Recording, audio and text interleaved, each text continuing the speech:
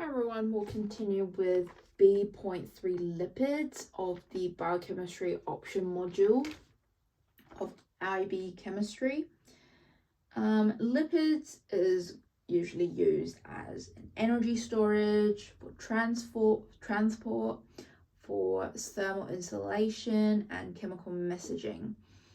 And we have something called fatty acids, which is just a long chain of unbranched carboxylic acid. However, free fatty acids is not lipids. And you also have residues in triglycerides with phospholipids. That's what free fatty acids are. So saturated lipids or fatty acids are solid at room temperature. Unsaturated, which means it's got double bonds, can go into monounsaturated and polyunsaturated, which polyunsaturated can once again go into cis and trans. Cis is the natural one, and trans is where you have something that's processed. And cis, which is all the natural polyunsaturated fatty acids, are all liquids at room temperature. Then we have the essential fatty acids. These are things we have to intake by diet because our body can't make it. So we have the linoleic and linolenic. So the first one, linoleic, is what we call omega-3. So you can get that into your body by eating lots of fish and flaxseed oil. And linolenic is omega-6, and that's what you get from plant seeds and vegetable oil. And the omega-3 and 6 is just determined by which carbon has the CC double bond. And 1, however, is classified as so if you have omega-1, that's the carbon that's furthest away from the COOH group in the fatty acid.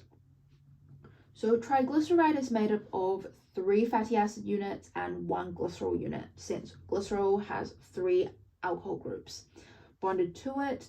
So a simple triglyceride has all 3 fatty acid residues are identical, and a mixed triglyceride will have different residues.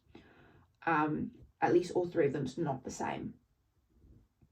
So the triglyceride nature of the fatty acid residue is kind of like you have unsaturated triglyceride are solids at room temperature, and you can really determine the degree of saturation. That is just the average number of carbon per unit mass of the fat or oil, depending on what you like to call it, and that's determined by the triglyceride mixture, whether it's simple or mixed. The iodine elemental quantitatively combine with C double bonded to a C bonds via electrophilic addition. Then we get into iodine number. So iodine number is just the maximum mass of iodine in a gram of that can be consumed by 100 grams of triglyceride. And in that case, oil will have a higher iodine number than animal fat, although that's dependable. You then go on to acidic hydrolysis, which is an ester and water arrow will make alcohol and carboxylic acid. That's really how you make an ester, but reverse. A basic hydrolysis is slightly different. So you have ester and NaOH, and you will make alcohol and a salt, which is normally COO- and Na+ from the NaOH. Then we talk about something called hydrolytic rancidity, which is the hydrolysis of the ester bond. And when food is exposed to moisture or high water content, has high water content, you have that smell. Very unpleasant smell because of the butyric and short chain fatty acids, because that will increase the rate of hydrolysis and that would make it autocatalytic. Things you can excel this rancidity is by adding organic acids, temperature, and lipase. An enzyme is catalyzed hydrolytic rancidity by microorganisms, which is called microbiorancidity, the enzyme catalyzed ones. Then we have oxidative rancidity, which is the C-double-C bond cleaved by free radical reaction that's excelled by sunlight. That's excelled by sunlight. You have vegetable and fish oils. You make it volatile when it's aldehyde and ketone with unpleasant odor. Things you can do to reduce this is light-proof packaging, oxygen-free atmosphere, and using antioxidants. So we have a long triacylglyceride. You have rich in energy, which is hydrophobic, and that forms compact aggregates with low water content. Then you have to learn how to draw a bomb calorimeter. Then we go into phospholipids. They're actually called glycerophospholipids, and they're amphiphilic.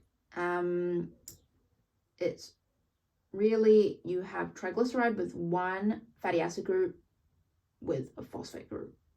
So a acidic hydrolysis of phospholipids is when you have that with water, and you'll make alcohol and carboxylic acid and phosphoric acid.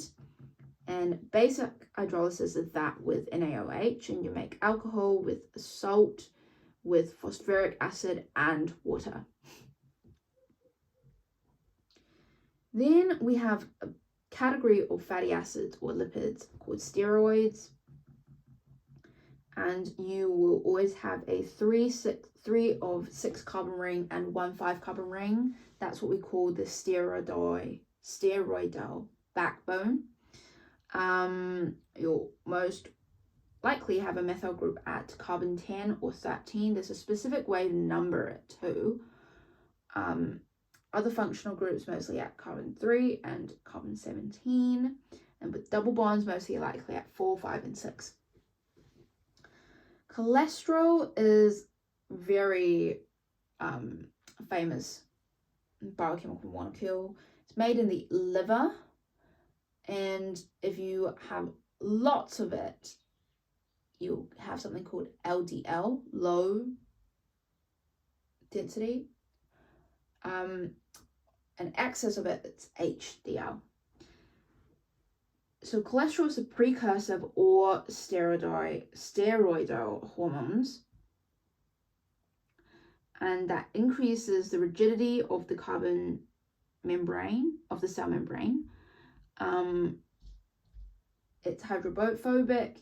It decreases solubility in blood plasma, which means it has to be carried by lipoproteins, which, yeah. That's the lipoprotein is what's the LDL, low density of lipoproteins. Then if you have a low LDL in blood of cholesterol,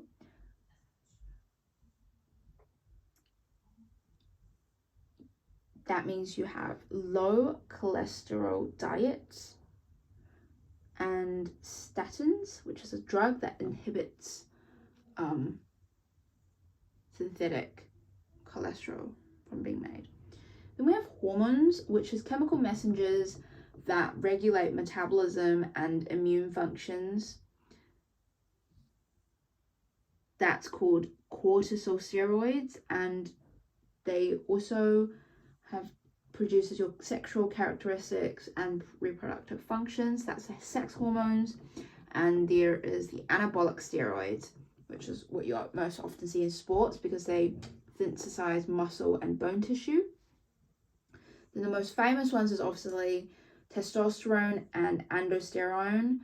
And androgenic is you develop sex characteristics, and they're also a natural anabolic steroid.